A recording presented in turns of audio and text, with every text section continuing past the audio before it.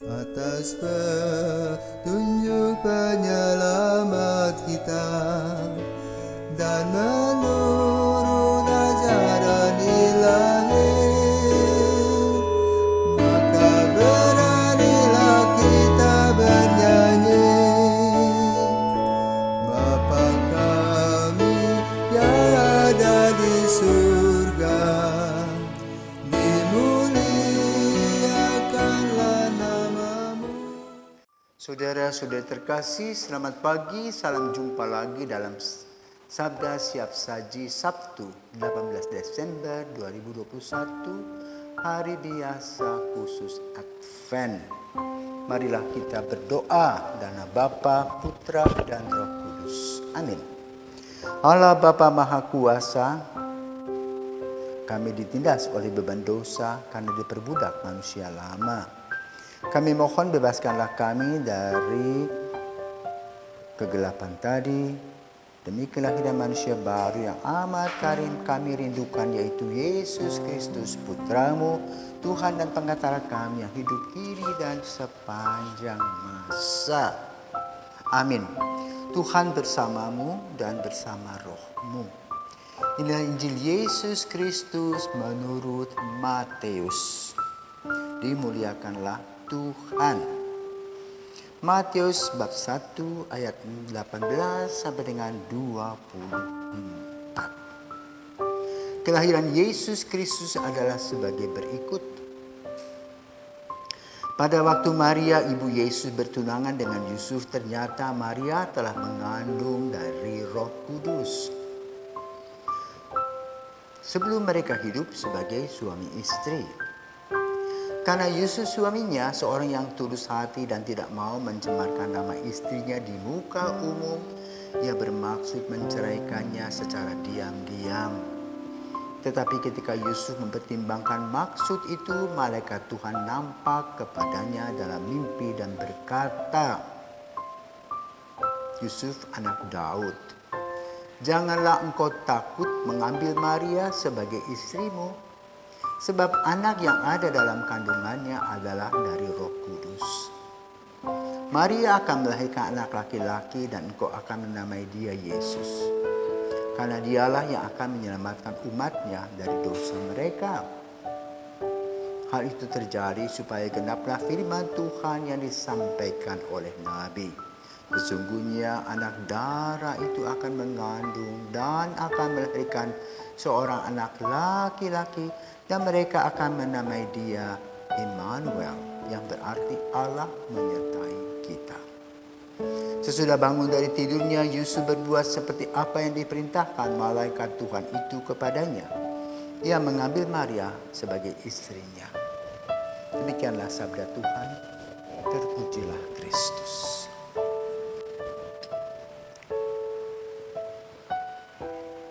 Injil yang membahas tentang kelahiran Yesus.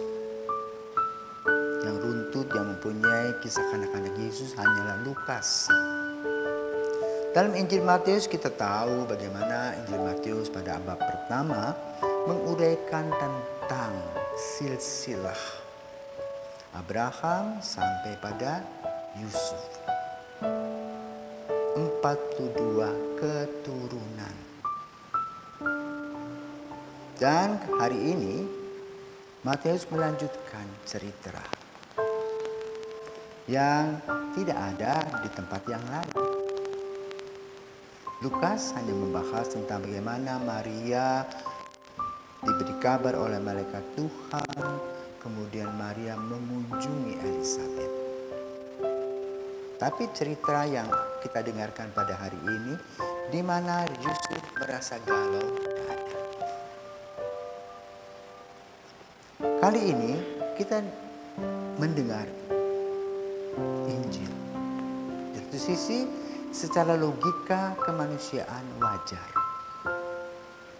Namun di lain sisi juga diterbitkan iman. Yusuf berbenturan dengan tradisi atau kenyataan yang ada.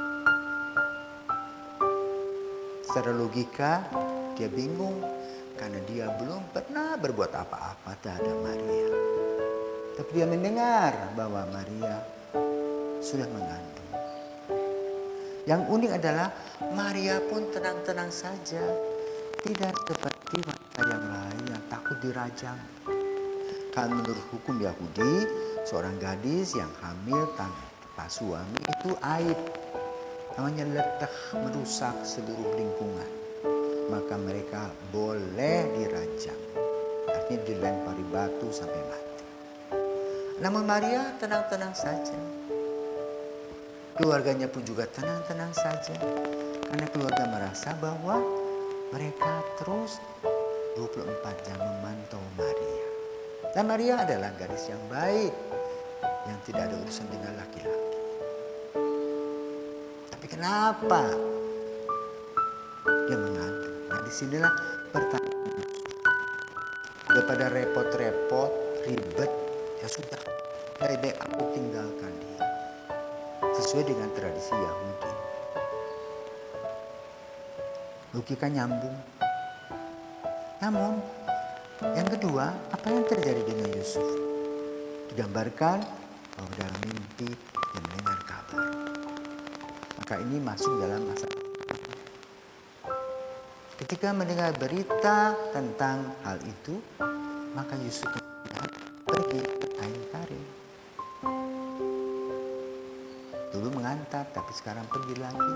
Ingin melihat kebenaran tentang wanita yang dikasih itu mengandung. Dan yang mengandung siapa? Nah, itulah yang dia dengar.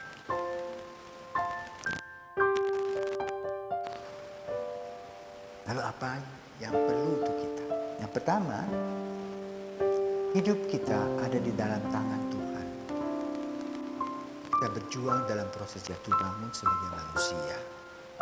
Kadang-kadang ada hal-hal yang tidak bisa kita pikirkan, tidak bisa kita terima dalam kehidupan kita. Seperti misalnya tiba-tiba datang bencana alam, datang coronavirus, datang kesulitan-kesulitan, datang silih berganti. Di luar nalar kita. Namun, kita harus melihatnya dengan kacamata iman seperti Yusuf. Yusuf luar biasa. Di mana dia punya sensitivitas dalam hal iman. Ketika melihat langkah-langkah atau peristiwa-peristiwa dapatkan. Dan ini menjadi keteladanan kita. Di tahun lalu, tahun 2021 adalah tahun Santo Yusuf. Pria yang kudus, pria yang taat, pria yang disiplin, pria yang penuh iman. Maka kita berharap kita pun juga belajar dari Santo Yusuf. Juga belajar dari Bunda Maria, bagaimana mereka meramu menerjemahkan pengalaman-pengalaman mereka. Sehingga pengalaman-pengalaman itu membawa damai sejahtera dan sukacita. Selamat pagi.